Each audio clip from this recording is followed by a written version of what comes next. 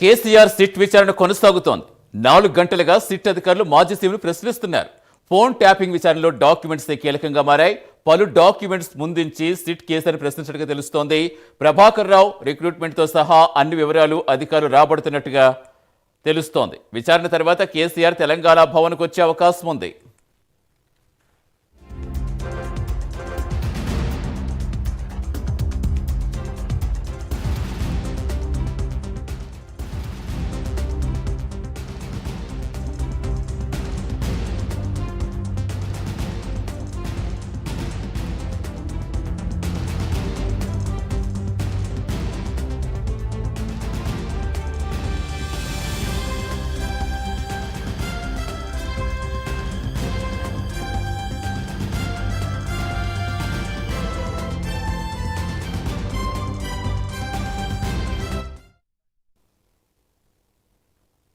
KCR SIT విచారణ కొనసాగుతోంది. 4 గంటలుగా SIT అధికారులు మాజీ సీఎంను ప్రశ్నిస్తున్నారు.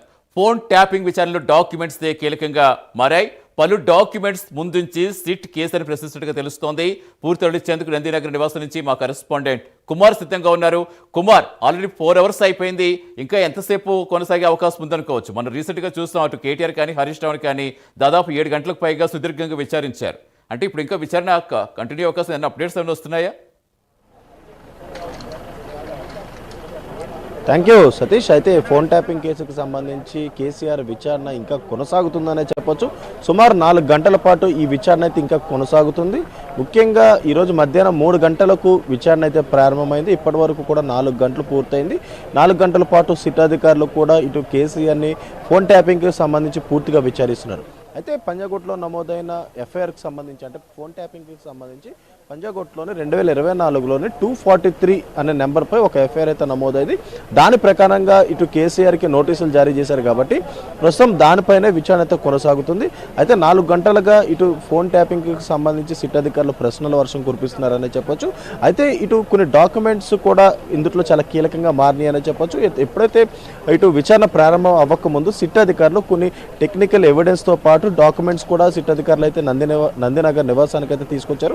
ఆ డాక్యుమెంట్స్ మొత్తం కూడా కేసీఆర్ ముందుంచి ప్రశ్నలు అడుగుతున్నారనే తెలుస్తుంది.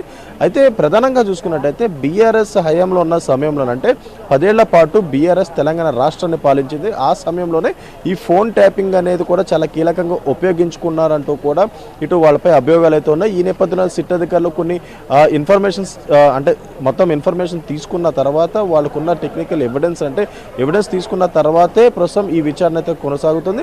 అయితే వాటినన్నిటినీ ముందు పెట్టుకుని ఇటు సిట్ అధికారులు అయితే విచారిస్తున్నారు. అయితే గత 10 ఏళ్లలోని బీఆర్ఎస్ హయాంలో ఉన్న సమయంలో ఎస్ఐబిని ఏ విధంగా ఫామ్ చేశారనే దానిపై ప్రశ్నల వర్షం కురిపిస్తున్నారు. ఎస్ఐబిని ఫామ్ చేసిన తర్వాత ఇటు ప్రభాకర్ రావుని దాంట్లో ఏ విధంగా నియమించారు, అయితే ప్రభాకర్ రావుకి కేసీఆర్కి ఎటువంటి సంబంధాలు ఉన్నాయి, వాళ్ళిద్దరి మధ్య ఎలాంటి సంభాషణ జరిగాయనే దానిపై కూడా విచారణ అయితే కొనసాగింది. అయితే ఇటు శ్రవణ్ రావుకి కేసీఆర్కి ఎటువంటి సంబంధాలు ఉన్నాయి, ఒక ఛానల్ ఎండి అయిన శ్రవణ్ రావుకు కేసీఆర్కి ఎటువంటి సంభాషణలు జరిగాయనే దానిపై కూడా విచారిస్తున్నారు. అయితే ముఖ్యంగా ఇటు రాధాకిషన్ రావు, అంటే టాస్క్ ఫోర్స్ డీసీపీగా పనిచేసిన రాధాకిషన్ రావు ఇచ్చిన స్టేట్మెంట్ ఆధారంగా ఆ స్టేట్మెంట్ను కూడా ప్రస్తుతం కేసీఆర్ ముందుంచి మరి విచారిస్తున్నారు. గతంలో రాధాకిషన్ రావును విచారించిన సమయంలోని రాధాకిషన్ రావు కేసీఆర్ పేరును అయితే ప్రస్తావించారు. అది కూడా ఒక బిగ్ బాస్ అన్నట్టు కూడా ప్రస్తావించారు. అయితే బిగ్ బాస్ అంటే ఇటు బీఆర్ఎస్ పార్టీలోని గాడ్ ఫాదర్గా ఉన్న కేసీఆర్ తప్ప ఇంకొకళ్ళు ఎవరు లేరనే చెప్పొచ్చు. అయితే అప్పట్లో ఏదైతే కేసీఆర్ పేరు ప్రస్తావించిన తర్వాత ఆ స్టేట్మెంట్, అంటే రాధాకిషన్ రావు ఇచ్చిన స్టేట్మెంట్ని కూడా ప్రస్తుతం పోలీసులు ఇక్కడికైతే తీసుకొచ్చారు. సిట్ అధికారులు ప్రస్తుతం అది ముందు పెట్టి మరి కేసీఆర్ అయితే ప్రశ్నిస్తున్నారు. ఆ తర్వాత ఇటు ప్రభాకర్ రావు, శ్రవణ్ రావులు వీళ్ళిద్దరి మధ్య ఎటువంటి సంభాషణలు ఉన్నాయి, వీళ్ళిద్దరికి ఎటువంటి పరిచయాలు ఉన్నాయి, అలాగే వీళ్ళిద్దరికి కేసీఆర్కి ఎటువంటి పరిచయాలు ఉన్నాయి దానిపై కూడా విచారణ అయితే కొనసాగుతుంది. అయితే వీసీ సజ్జనార్ నేతృత్వంలో కొత్తగా సిట్ బృందం ఏర్పడిన తర్వాత ఈ కేసు రాజకీయంగా ఒక దుమారం రేపిందనే చెప్పొచ్చు. అప్పటి వరకు కూడా, అంటే గతంలో ఉన్న సిట్ అధికారులు ఉన్న సమయంలోనే అప్పటి వరకు కూడా ఈ కేసు కేవలం ఎస్ఐబిలో పనిచేసిన ప్రణీత్ రావు, భుజంగరావు, రాధాకిషన్ రావు, అలాగే ప్రభాకర్ రావు ఇలా కొంతమందిని మాత్రమే విచారించింది. ఆ తర్వాత బీసీ సజ్జనార్ నేతృత్వంలోని మరొక సిట్ బృందం ఏర్పడిన తర్వాత ప్రభాకర్ రావును 14 రోజుల పాటు విచారించారు. అయితే 14 రోజుల విచారణలోనే కీలకంగా ఇటు వీళ్ళ పేర్లు అయితే వచ్చినాయి, అంటే హరీష్ రావు, కేటీఆర్, సంతోష్ రావు, అలాగే మరొక పక్క ఇప్పుడు కేసీఆర్ పేరు. గతంలో వీళ్ళ పేర్లు అయితే బయటకు వచ్చిన నేపథ్యంలోని మొదటగా ఇటు హరీష్ రావుకి నోటీసులు ఇచ్చారు, తర్వాత కేటీఆర్కి నోటీసులు ఇచ్చారు, తర్వాత సంతోష్ రావుకి నోటీసులు ఇచ్చారు. వీళ్ళందరినీ కూడా సుమారు 7 గంటల పాటు ఒక్కొక్క రోజునైతే విచారించారు. అయితే ఇప్పుడు తాజాగా కేసీఆర్ కూడా నోటీసులు ఇచ్చిన నేపథ్యంలో ఈ విచారణ కొనసాగుతుందనే చెప్పొచ్చు. అయితే ముఖ్యంగా ప్రభాకర్ రావు ఇచ్చిన స్టేట్మెంట్లో ఏముంది, అయితే ఆయన అసలు బిగ్ బాస్ అనే పేరు కూడా ఆయన కూడా ప్రస్తావించారు. అంటే ఒక కీలకమైన నేత తమకు ఆదేశాలు ఇస్తేనే ఫోన్ ట్యాపింగ్ చేశాం తప్ప తమకు ఫోన్ ట్యాపింగ్ చేయాల్సిన అవసరం లేదంటూ కూడా గతంలో ప్రభాకర్ రావు స్టేట్మెంట్ ఇచ్చారు. అయితే ఈ స్టేట్మెంట్ ఆధారంగానే ప్రస్తుతం ప్రశ్నలు అడుగుతున్నారు. అయితే ఎందుకు అలా చెప్పారనే దాన్ని చూసుకున్నట్టయితే ముఖ్యంగా ఎస్ఐబి ఫామ్ చేసిన తర్వాత ప్రభాకర్ రావుని దాని చీఫ్గా ఏర్పరిచారు. అయితే ఆ తర్వాత ప్రభాకర్ రావు కూడా ఒక టీంను ఏర్పడుతున్నారు. అయితే ఇటు కొంతమంది నేతలు ఇచ్చిన ఇన్ఫర్మేషన్ ప్రకారం అంటే ఫోన్ నెంబర్ల ద్వారా ఫోన్ ట్యాపింగ్లు చేసాం. ఆ ఫోన్ ట్యాపింగ్లు చేసిన తర్వాత ఆ ఇన్ఫర్మేషన్ మొత్తం కూడా మరో ఆ నేతలకు ఇచ్చామంటూ కూడా ఇటు ప్రభాకర్ రావు స్టేట్మెంట్ ఇచ్చారు. అయితే అసలు ఈ ఫోన్ ట్యాపింగ్ ఎందుకు చేయమన్నారనే దానిపై ప్రస్తుతం ప్రశ్నల వర్షం కురుస్తుంది. అసలు ఈ ఫోన్ ట్యాపింగ్కి సంబంధించి అసలు ఏం జరిగిందనే దానిపై కూడా ప్రస్తుతం అంటే గత 10 ఏళ్లలోని ఫోన్ ట్యాపింగ్ని ఏ విధంగా ఉపయోగించారు, అధికారికంగా ఉపయోగించారా, అనధికారికంగా ఉపయోగించారు. అయితే ఇప్పటికీ విచారణలో అంటే గతంలో నిందితులను విచారించిన సమయంలో కూడా ఫోన్ ట్యాపింగ్ యూజ్ చేయడానికి ముఖ్యంగా ఇటు రాజకీయవేత్తలు అంటే అప్పుడు ప్రతిపక్ష నేతగా ఉన్న రేవంత్ రెడ్డితో పాటు అతని సోదరులు సన్నిహితులతో పాటు బీఆర్ఎస్ బీజేపీ కాంగ్రెస్లో కీలకమైన నేతల ఫోన్ నెంబర్లన్నీ కూడా ఒక మావోయిస్టుల పేర్లతో సేవ్ చేసుకున్నట్లు కూడా తెలుస్తుంది. ఆ మావోయిస్ట్ లిస్టులోని ఈ పేర్లు పెట్టి ఫోన్ ట్యాపింగ్ చేశారంటూ కూడా గతంలో నిందితులు స్టేట్మెంట్ కూడా ఇవ్వడం జరిగింది. అయితే మావోయిస్టులు ఫోన్లు ట్యాప్ చేయడం అనేది అయితే అధికారికంగా చేయొచ్చు. అయితే వీళ్ళ నెంబర్లన్నీ కూడా మావోయిస్ట్ లిస్టులో పెట్టి ఎందుకు విచారణ జరిగిందనే దానిపై కూడా కేసీఆర్ని విచారణ జరుస్తున్నారు. అయితే ముఖ్యంగా ఇటు కేసీఆర్ మటుకి తన సీఎం హోదాలో ఉన్న సమయంలో ఫోన్ ట్యాపింగ్ అనేది తన వరకు రాదంటూ కూడా గతంలో స్పష్టత అయితే ఇవ్వడం జరిగింది. అయితే మొన్న జరిగిన హరీష్ రావు కేటీఆర్ సంతోష్ రావు విచారణలప్పుడు కూడా వీళ్ళు విచారణ అయిన తర్వాత మీడియా ముఖంగా కూడా ఇవే ప్రస్తావించారు. ఫోన్ ట్యాపింగ్ కేసులో అసలు ఏమీ లేదు, అసలు వాళ్ళ దగ్గర ఎటువంటి ప్రూఫ్స్లో కేవలం టైం పాస్ చేస్తున్నారు. ముఖ్యంగా కాంగ్రెస్ ప్రభుత్వం చేసిన అక్రమాలన్నీ కూడా బయటికి తీస్తున్నాం కాబట్టి వాళ్ళు నోటీసులు ఇచ్చి ఇబ్బంది పెడుతున్నారే తప్ప అసలు దీంట్లో ఎటువంటి ఇన్ఫర్మేషన్ లేదా ఎటువంటి ప్రూఫ్స్ లేవు, కేవలం టైం పాస్ మాత్రం చేస్తున్నారంటూ కూడా ఇటు హరీష్ రావు కేటీఆర్ కూడా చెప్పడం జరిగింది. అయితే కేసీఆర్ గతంలో ప్రస్తావించినట్టే ఇప్పుడు కూడా ఈ విచారణ తదనంతరం కూడా ఆయన మీడియా ముఖంగా మాట్లాడతారు లేదా అనేది మనం వేచి చూడాల్సి ఉంది. అయితే మీడియా అంటే ఈ విచారణ ముగిసిన తర్వాత ఏదైతే తెలంగాణ భవన్కి వెళ్ళే అవకాశం అవుతుంది. అయితే ఈరోజు ఉదయం నుంచి కూడా ఇటు తెలంగాణ భవన్ వద్దే కాదు ప్రతి చోట కూడా బీఆర్ఎస్ నాయకులు అందరూ కూడా నిరసన తెలియజేస్తూనే ఉన్నారు. కేసీఆర్ అంటే బీఆర్ఎస్కి గాడ్ ఫాదర్ లాంటి కేసీఆర్కి నోటీసులు ఇవ్వడం అసలు కరెక్ట్ కాదంటూ కూడా వాళ్ళందరూ నిరసనలు చేస్తూనే ఉన్నారు. అయితే సీఎం రేవంత్ రెడ్డి ఇల్లు ముట్టడించడానికి కూడా ప్రయత్నించారు. అయితే అప్పటికే బీఆర్ఎస్ అంటే తెలంగాణ భవన్ దగ్గర పోలీసులు అందరూ కూడా వాళ్ళందరినీ అడ్డుకోవడం జరిగింది. అసలు ఇప్పుడు కేసీఆర్ విచారణ జరిగిన తర్వాత ఈ కేసు ఒక ముగింపు దశకు వస్తుందో లేదైతే మనం వేచి చూడాల్సి ఉంది.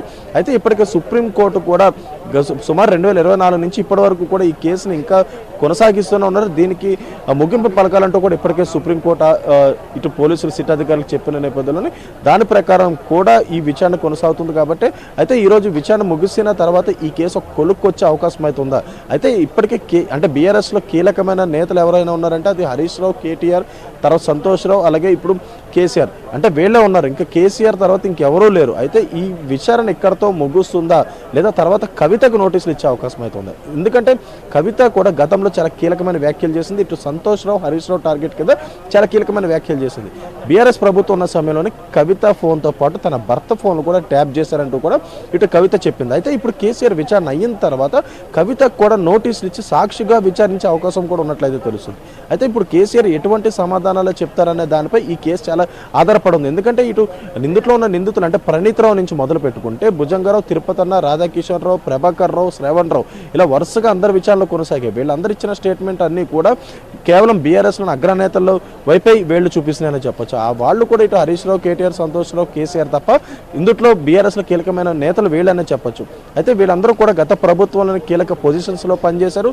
అయితే ఎస్ఐబి ఫామ్ చేసిన తర్వాత వీళ్ళు ఎటువంటి ఇన్ఫర్మేషన్ వాళ్ళకి ఇవ్వడం, వాళ్ళు ఫోన్లు ఎందుకు ట్యాప్ చేశారు, ఆ ట్యాపింగ్ చేసిన రికార్డ్స్ అన్ని వీళ్ళకి ఎందుకు ఇవ్వడం, ఇవన్నీ కూడా ప్రస్తుతం ఒక సందిగ్ధంలో ఉన్న ప్రశ్నలు. వీటన్నిటికీ కూడా ఒక క్లారిటీ వచ్చే అవకాశం అవుతుంది. అయితే రాధాకిషన్ రావు ఇచ్చిన స్టేట్మెంట్ ఆధారంగా ఇప్పుడు ప్రశ్నలు ఎందుకు వేస్తున్నారంటే ఎలక్షన్స్ టైంలోని రాధాకిషన్ రావు చాలా కీలకంగా వ్యవహరించారు. అయితే అంటే ఎలక్షన్స్ టైంలో కాదు బై ఎలక్షన్స్ టైంలో కూడా ఏదైతే ఎలక్ట్రల్ బాండ్స్ అంటే బీఆర్ఎస్ఎక్స్ ఎలక్ట్రల్ బాండ్స్ కొనిపెట్టినట్లు కూడా గతంలో రాధాకిషన్ రావు ఒప్పుకున్నారు. అయితే 11 కోట్ల విలువైన ₹1,00,000 చొప్పున 11 కోట్ల విలువైన ఎలక్ట్రల్ బాండ్స్ అని కూడా ఇటు బీఆర్ఎస్ పార్టీకి సంబంధించి ఎలక్ట్రల్ బాండ్స్ కూడా ఆయన అయితే కొనిపెట్టారు.